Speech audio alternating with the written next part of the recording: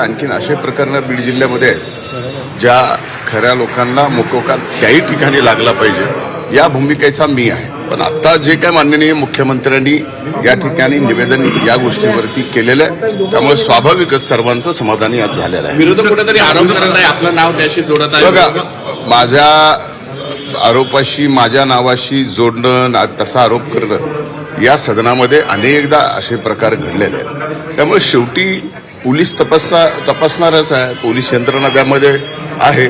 आता त्यांनी ही केस पण सीआयडीकडे दिलेली आहे.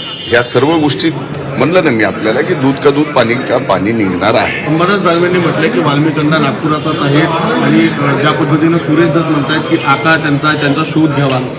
एक लक्षात घ्या, विरोधी पक्ष नेत्यांनी काय बोलावं हे मला सांगता येत नाही.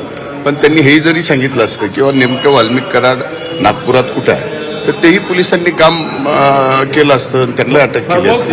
तुम्ही या घटनेकडे कसं पाहता? तुम्हाला काय वाटते, काय कारवाई झाली पाहिजे? हे बघा, या घटनेमध्ये ज्यांनी कुणी या आरोपींनी जशा पद्धतीने संतोष देशमुखांची हत्या केलेली आहे त्यांना फाशी झाली पाहिजे ही माझी स्पष्ट भूमिका आहे.